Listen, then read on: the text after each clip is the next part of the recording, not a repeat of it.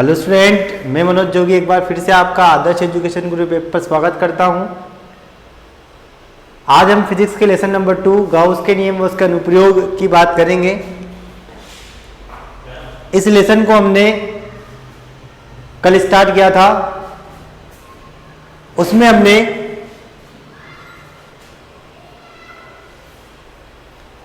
आवेश के बारे में बात की थी। आज हम सतत आवेश वितरण के बारे में बात करेंगे। सतत आवेश वितरण होता क्या है, ये आप लोग ध्यान से सुनना कि जब किसी पदार्थ या वस्तु में आवेश अति निकट स्थित हो तो उस वस्तु में उपस्थित संपूर्ण आवेश के वितरण को सतत आवेश वितरण कहते हैं। जैसे मान लो कोई भी एक वस्तु है, उस पर आवेश बिल्कुल पास होना चाहिए। जैसे मैंने एक छड़ ली, यहां पर मैं चित्र के माध्यम से आपको समझा देता हूं। छड़ ली, यहां पर आवेश है, धनात्मक आवेश है। धनात्मक आवेश इसके बहुत निकट स्थित है, बिल्कुल पास।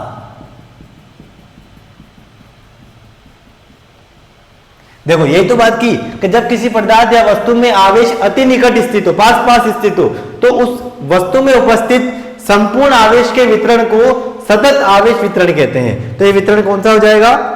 सतत आवेश वितरण कहलाता है। आगे हम बात करेंगे कि आवेश का वितरण लगातार होना भी जरूरी नहीं है। ऐसा भी जरूरी नहीं है कि आवेश लगातार वितरित किया जाए। आगे हम बात करेंगे सतत आवेश का वितरण निम्न 3 प्रकार से होता है। 3 प्रकार आपको स्क्रीन पर दिखाई दे रहे होंगे। पहला आवेश के वितरण का नाम है रेखीय आवेश वितरण, दूसरे का नाम है पृष्ठीय आवेश वितरण और तीसरे का नाम है आयतन आवेश वितरण। कौन कौन से वितरण है दोस्तों? पहले का आपने नाम पढ़ा रेखीय आवेश वितरण, दूसरे का आपने नाम पढ़ा पृष्ठीय आवेश वितरण और तीसरे का आपने नाम पढ़ा आयतन आवेश वितरण। हम सबसे पहले बात करने वाले हैं रेखीय आवेश वितरण, जिसे रेखीय आवेश घनत्व भी कहा जाता है। एग्जाम में रेखीय आवेश वितरण या रेखीय आवेश घनत्व के नाम से इसका क्वेश्चन पूछा जाता है। तो हम बात करेंगे रेखीय आवेश वितरण की। तो रेखीय आवेश वितरण कहते किसे हैं? आप लोग इस चीज को ध्यान से सुनते जाना। जैसा कि स्क्रीन में दिखाई दे रहा है कि किसी वस्तु की एकांक लंबाई में उपस्थित आवेशों के अनुपात को रेखीय आवेश वितरण कहते हैं। या इसे ऐसा भी बोला जा सकता है एकांक लंबाई में उपस्थित आवेश की मात्रा। रेखीय आवेश घनत्व को या रेखीय आवेश वितरण को लैम्डा के द्वारा प्रदर्शित किया जाता है। तो इसका सूत्र क्या निकलेगा दोस्तों? लैम्डा बराबर Q/L। Q का मतलब तो होगा आवेश और L का मतलब होगा लंबाई। इसलिए जब नीचे से बोला जाता है तो बोलते हैं एकांक लंबाई में आवेश की मात्रा। क्या परिभाषित होगी? एकांक लंबाई में आवेश की मात्रा के वितरण को रेखीय आवेश घनत्व कहते हैं। हम बात करेंगे इसके मात्रक के बारे में। आवेश का मात्रक होता है कूलाम, ये बटा की जगह बटा आ चुका है। लंबाई का मात्रक मीटर, तो इसका मात्रक निकलेगा कूलाम प्रति मीटर। जैसा कि आपको चित्र के माध्यम से समझा रखा है दोस्तों, इस चित्र को आप ध्यान से समझना। आपके सामने स्क्रीन पर चित्र आ चुका है। इसके अंदर क्या कर रखा है? एकांक लंबाई की एक छड़ ले रखी है, पूरी लंबाई की छड़ है, जिसके पास क्या है? आवेश वितरित किया गया है। ठीक है दोस्तों, मैं क्या कर रहा हूं? इस छड़ के ऊपर एक अल्पांश ले रहा हूं, जिसका मान कितना है? dl लंबाई का अल्पांश लिया। आवेश की मात्रा कितनी है उसमें? dq। इस अल्पांश के कारण परिरक्षण आवेश प्लस Q0 पर लगने वाले बल की अपन गणना करने वाले हैं। आप लोगों को एक बार मैं चित्र के बारे में और बता देता हूं। क्या कर रखा अपन ने? एक छड़ी ले रखी है जिसके ऊपर आवेश वितरित किया गया है। इस छड़ की लंबाई कितनी है? स्मॉल l है। इसके ऊपर अपन ने एक अल्पांश लिया dl। इस अल्पांश पर उपस्थित आवेश की मात्रा कितनी है? dq। हमें इसके कारण परिरक्षण आवेश प्लस क्यू नोट पर लगने वाले बल की गणना करनी है। अल्पांश से परिरक्षण आवेश के मध्य की दूरी कितनी दे रखी है दोस्तों, r। अब हम चित्र के बारे में बात करेंगे। दोस्तों आप चित्र के बारे में ध्यान से सुनना। माना कि L लंबाई का एक तार है जिस पर प्लस क्यू आवेश एक समान रूप से वितरित है।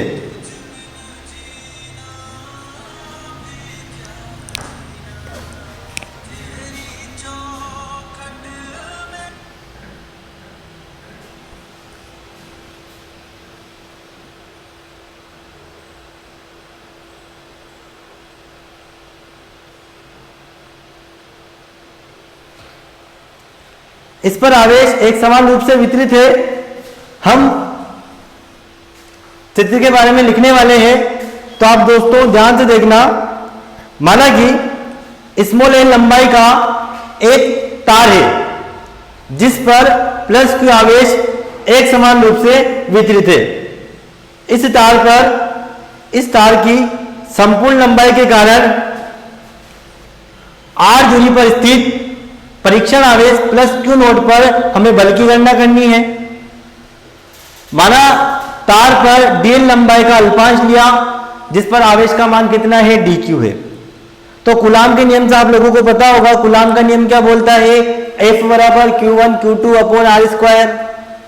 तो देखो F का काम तो यहां करेगा dF, क्योंकि अल्पांश के रूप में लिया।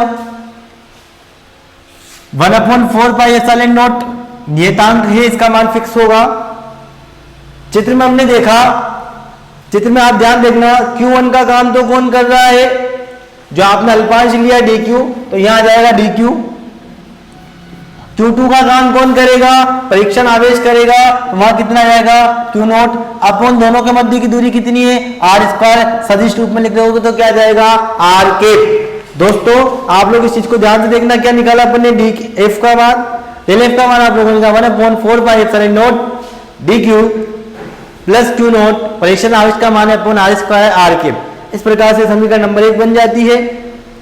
हमें बल का मान ज्ञात करना है, तो मैं यहां से डेल क्यू का मान रखूंगा। डेल क्यू का मान रखने के लिए आपकी स्क्रीन पर रेखीय घनत्व को परिभाषित कर रखा है, लैम्डा बराबर होता है क्यू अपॉन एल। जब पूरा आवेश हो तो क्यू लिख दो, लेकिन जब अल्पांश लेते हैं तो यहाँ पर डी क्यू आता है, और जब यहाँ डेल क्यू आ जाता है तो एल की जगह डेल एल लिख देंगे। क्रॉस मल्टीप्लिकेशन किया तो डी एल यहाँ गुणनफल होगा, तो डी क्यू का मान कितना आएगा, लैम्डा डेल एल। तो यहाँ पर हम क्या करेंगे, ये समीकरण नंबर बन जाएगी, और समीकरण नंबर 2 से मान कर रख देंगे 1 में। तो डी एफ का मान आप लोगों के स्क्रीन पर आने वाला है, क्या आएगा 1/4 pi epsilon nought. Del q के स्थान पर आप क्या लिखोगे, लेमडा डेल एल लिख दोगे, और ये क्यू नोट अपने स्थान पर आ जाएगा आर स्क्वायर, और क्या आ जाएगा आर कैप। सदिश रूप में आप लोग इस चीज को लिखते जा रहे हो, आप लोग इसके स्क्रीन पे भी दिखा सकते हो। ये तो अपन ने अल्पांश के कारण याद किया है दोस्तों, ये जो मान आया ये अल्पांश के कारण आया। अगर हमें संपूर्ण तार पर बल की गणना करनी है, परीक्षण आवेश पर लगने वाले कुल बल का मान ज्ञात करने के लिए हम दोनों पक्षों का क्या कर देते हैं, समाकलन कर देते हैं। आप सबको पता है जैसे dx का समाकलन x होता है, उसी प्रकार डेल f का समाकलन क्या होगा, f हो जाएगा। दोस्तों ध्यान से देखना आप लोग, मैं इसको समाकलन को इधर भी करके डेल f का समाकलन f लिखा। जो राशि नियत होती है वो समाकलन के बाहर निकल जाती है, 1/4 पाई एप्सिलॉन नॉट बाहर निकल जाएगा। दोस्तों लेमडा भी एक सदिश नियत राशि है, बाहर निकल जाएगी। क्यू नोट का मान भी बाहर निकल जाएगा। आर स्क्वायर जरूर कहां रहेगा, अंदर। तो क्या बचा अंदर की side, del L upon are square, r सदिश केप के रूप में। तो यहां से इसकी वैल्यू प्राप्त होती है आप लोगों को, क्या वैल्यू प्राप्त होगी, 1/4 पाई एप्सिलॉन नॉट समाकलन के बाहर गया, लेमडा समाकलन के बाहर गया, क्यू नोट समाकलन के बाहर गया, अंदर क्या बचा, del L upon are square, और यहां क्या बन जाएगा, आर कैप। आगे दोस्तों हम बात करेंगे विद्युत क्षेत्र की तीव्रता के बारे में। हम तीव्रता भी निकाल लेते हैं। विद्युत क्षेत्र की तीव्रता का सूत्र क्या होता है, E बराबर एफ अपॉन क्यू नोट। अब दोस्तों आपने F का मान निकाल चुके हो, तो हम क्या करेंगे, समीकरण में F का मान रखेंगे केवल। देखो दोस्तों ध्यान से, ये एफ है, विद्युत क्षेत्र की तीव्रता ई की जगह ई आ चुका है। एफ का मान आप लोगों ने निकाला, क्या मान था अपने पास 1/4 q nought lambda 4 pi epsilon nought del l r square और आर के अपॉन क्यू नोट से क्यू नोट कैंसिल हो जाएगा दोस्तों, तो क्या बचेगा सदिश equal to lambda upon 4 pi epsilon nought del L upon are square और आर के। इस प्रकार से ये विद्युत क्षेत्र की तीव्रता निकल जाती है। हम बात करने वाले हैं पृष्ठीय आवेश घनत्व के बारे में। पृष्ठीय आवेश घनत्व कहते किसे हैं? जैसे आपने रेखीय आवेश घनत्व पढ़ा, एकांक लंबाई में आवेश की मात्रा रेखीय आवेश घनत्व कहलाती है। तो एकांक क्षेत्रफल पे या किसी पदार्थ के संपूर्ण पृष्ठ पर उपस्थित आवेश की मात्रा, क्या बोलेंगे दोस्तों? कि किसी पदार्थ के संपूर्ण पृष्ठ पर उपस्थित आवेश को पृष्ठीय आवेश घनत्व कहते हैं। अब पृष्ठीय आवेश घनत्व को सिग्मा के द्वारा प्रदर्शित किया जाता है। वहां पर रेखीय आवेश घनत्व में लेमडा था, पृष्ठीय आवेश घनत्व में सिग्मा आएगा।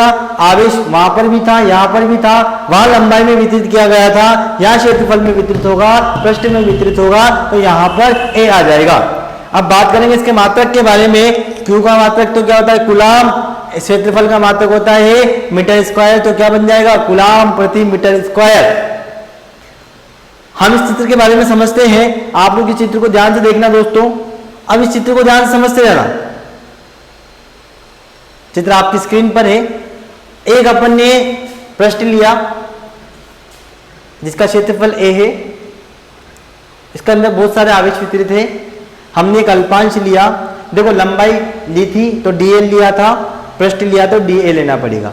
वही इस अल्पांश के कारण प्लस क्यू नोट परीक्षण आवेश पर लगने वाले बल की व्याख्या करेंगे। माना कि पृष्ठ पर डीए क्षेत्रफल का एक अल्पांश लेते हैं, एक अल्पांश ले रखा है जिस पर जिस पर डेल क्यू आवेश वितरित है। कूलाम के नियम से डीएफ इक्वल टू कितना आएगा? वही 1/4 पाई एप्सिलॉन नोट।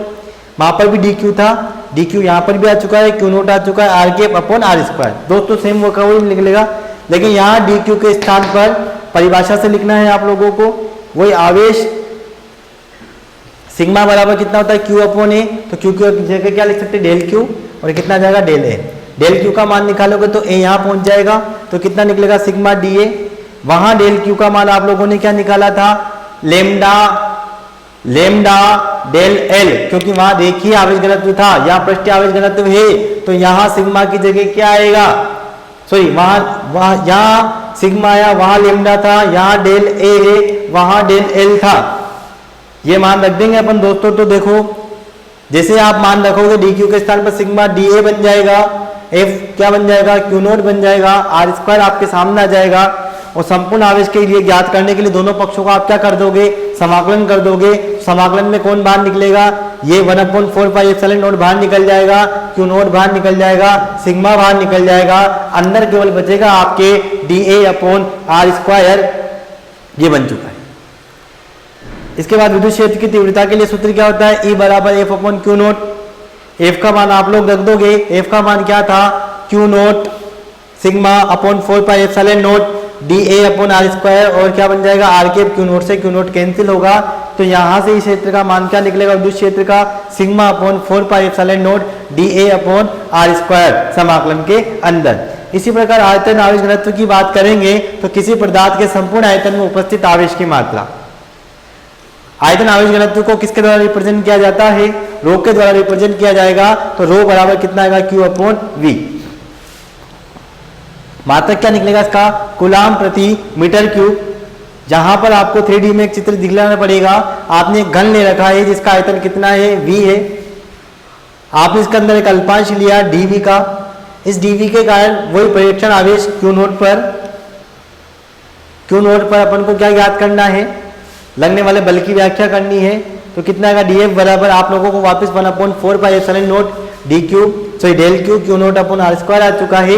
बस यहाँ डी क्यू का मान चेंज होगा। अब डी क्यू का मान कितना आएगा दोस्तों? अपन को आयतन आवेश घनत्व से बात करनी है। रो बराबर क्यू अपॉन वी, यहाँ आएगा d q upon d v. आप क्या करोगे? क्रॉस मल्टीप्लिकेशन व्रज गुणनफल करोगे। ये डी वी इधर पहुंच जाएगा, डी क्यू के स्थान पर कितना आएगा? Rho D we. तो यहाँ डी क्यू के स्थान पर क्या लिख दोगे आप? Rho D we.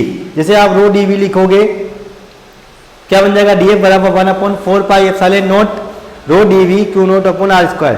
संपूर्ण के कारण ज्ञात करने के लिए दोनों पक्षों का आप समाकलन करोगे तो डीएफ की जगह तो देखो समाकलन का चिन्ह लगा दिया, डीएफ के स्थान पर तो कितना आएगा, एफ आएगा, वही 1/4 पाई एप्सिलॉन नॉट बाहर निकलेगा, रो बाहर निकलेगा, क्यू नॉट बाहर निकलेगा, समाकलन के अंदर बचेगा डीवी अपॉन आर स्क्वायर। आप लोगों को विद्युत क्षेत्र की तीव्रता ज्ञात करनी है, क्या होगा, ई सदिश इक्वल टू एफ सदिश अपॉन क्यू नॉट। आपको एफ सदिश का मान रखना है, क्या है, Q not sigma Q not row upon 4 pi epsilon not, वही 4 क्यू नॉट से क्यू नॉट क्या होगा, कैंसिल होगा, तो कितना बचेगा, रो अपॉन 4 पाई एप्सिलॉन नॉट, और समाकलन के अंदर आपके क्या जाएगा, रो डी वी, समाकलन के अंदर क्या आएगा, समाकलन del v upon are square और आर के। इस प्रकार से ये चीज यही समाप्त होती है। मैं आप लोगों को एक बार इन तीनों के बारे में बता देता हूं, आप लोग इस चीज को ध्यान से समझना दोस्तों। देखो मैं आप लोगों के सामने स्क्रीन पर लिखने वाला हूँ सारी चीजें। रेखीय आवेश घनत्व क्या था, देखो रेखीय आवेश घनत्व आप लोगों को ध्यान से समझना है। रेखीय आवेश घनत्व आपने पढ़ा, आपने पृष्ठीय आवेश घनत्व पढ़ा,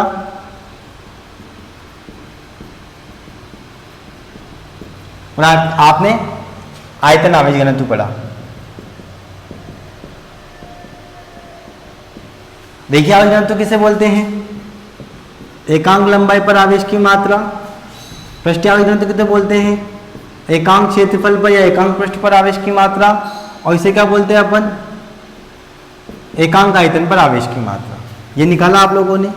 यहां से एफ सदिश का मान क्या निकला था आपके, क्या निकला दोस्तों, इसके लिए क्या निकला था अपने, क्यू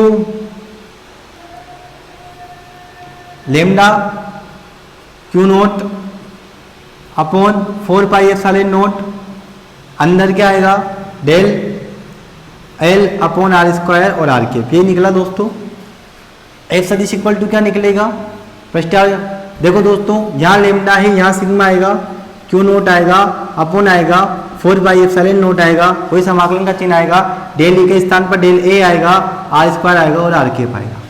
इसके लिए क्या आएगा, एफ सदिश इक्वल टू कितना आएगा दोस्तों, आपको पता है, यहाँ रो आएगा, क्यू नोट आएगा, अपॉन 4 पाई एप्सिलॉन नोट आएगा, और क्या आएगा, डी वी अपॉन विद्युत क्षेत्र की तीव्रता आप लोगों ने ज्ञात की। मैं आप लोगों ने ई बराबर आप लोगों ने क्या करा, एफ अपॉन क्यू नोट है तो क्यू नोट सब जगह से हट जाएगा, क्योंकि ई विद्युत क्षेत्र की तीव्रता क्या आती है, एफ अपॉन क्यू नोट। तो देखो क्यू नोट ऊपर है, क्यू नोट से क्यू नोट कैंसिल होगा, तो विद्युत क्षेत्र की तीव्रता सबके लिए लिख देता हूँ। ई सदिश इक्वल टू क्या आएगा, क्यू नोट हट जाएगा, lambda upon 4 pi epsilon naught, वही del L upon are square और कितना है आर के। इसके लिए क्या आएगा, ई सदिश इक्वल टू, जहां लेमडा आया लेमडा के स्थान पर सिग्मा आ जाएगा, sigma upon 4 pi epsilon note, d a upon are square और आर के आ जाएगा।